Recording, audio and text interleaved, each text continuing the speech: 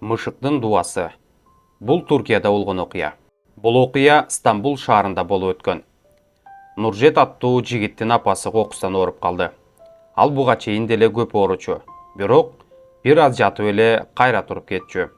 Бул жолу андай болгон жок. Апасы алдан тайып бара жатканын көргөн Нуржет тез жардам чакырды. Дарыгерлер оорусун жөнөкөй эмес экендигин айтып, ооруканага алып кетишти. Дарыгер Нуржетке апасынын абалы оор экенин, анын айыгып кетүүсүнө бир гана Аллах жардам берерин айтты. Ошентип апасы бир нече күн жатып калды, бирок абалы күндөн күнгө оорлой берди. Бир күн дарыгер Нуржетти чакырып: "Балам, апаңдын абалы оор, операциясыз айыгып кетсе жакшы болмок. Операцияны көтөрүү ал үчүн оор. Эгер сен макулдугуңду берсең, эртең операция жасайбыз. Бирок жакшы болобу, болбойбу, кепилдик бере албайбыз" деди. Нуржет канчалык кыйналса да үмүтүн үзбөй макулдугун берди. Үйгө кайгыруу менен кайтты. Атадан эрте калып, эненин колунда эрке өскөн бала үчүн энеден да айрылуу кандай оор. Бой тартып, үй бүлө курчу куракка жеткен болсо да, бала баары бир бала да. Нуржеттин көздөрүнөн жаш кылгырып, жүзүнөн ылдый куюлуп жатты. Машинасын жол жээгине токтотуп, үйүн көздөй эми кадам шилтегенде, жакын жерден аянычтуу чыйылдаган үн угулду.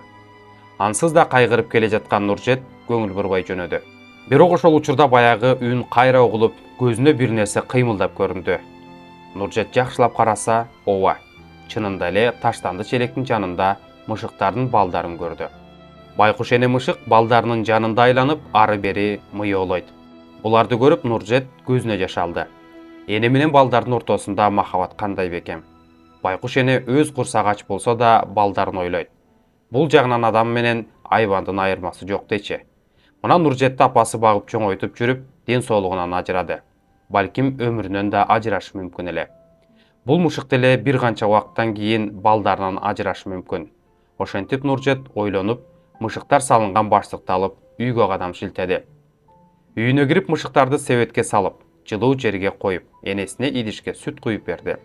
Көптөн бери эч нерсе жебеген эне мышык бир заматта калтырбай ичип койду да, балдарынын жанына келди.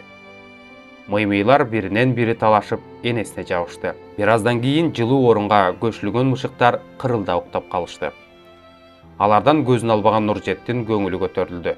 Бирок бир толо ачылган жок. Алардан көзүн албаган Нуржеттин көңүлү көтөрүлдү. Бирок биротоло ачылган жок.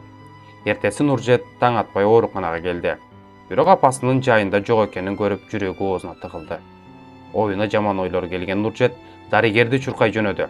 Ошол учурда кошуна бөлмөдөн чыккан жардамчы кыз ага жылмая карап: "Байке, сизди апаңыз күтүп жатат" деди. Эмне болгонун түшүнбөй Нуржет кызды жалдырай карады. Апасынын жакшы болгонунан, башка бөлмөгө которгонун айтты. Нуржет анын артынан көзүнөн жашы куюлуп жөнөдү. Көргөн көзүнө ишенген жок. Канча күндөн бери эс учун билбей жаткан апасы керебетте отурган экен. Нуржет апасын кучактап, жаш балача шолокто ыйлады. Апасы уулун эркелетип чачынан сылады. "Аллахтын ырайымынан үмүт үзбө, уулум. Мени бул оорудан Аллах өзү сактап калды. Бүгүн түндө уйку соонун ортосунда кызык түш көрдүм. Менин оорумдан айыгып кетүүмдү сурап, дуа кылып жаткан мышык жана анын балдары көрүндү. Алар Аллахка жалынып, менин оорумдан айыгып кетүүсүн сурап, дуа кылып жатышыптыр. Бир убакта ойгонуп кеткендей болдум. Көзүмдү ачсам, кадимкидей жеңилдеп калыпмын.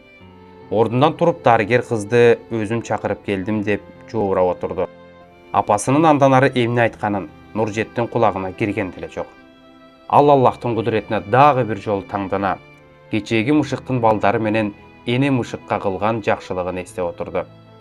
Аллах Таала Куранда: "Аллахка жети асман, жер жана алардагы бардык жантуу жансыз нерселер мактоо менен таспих айтышат. Бирок алардын таспихине силер түшүнбөйсүңөр. Акыйкатта ал жумшак жана кечиримдүү." Исра сүрөсү 44-аят. Ошол себептен бардык адамдар жан жаныбарларга жана табиятка аяр мамиле жасоо керек.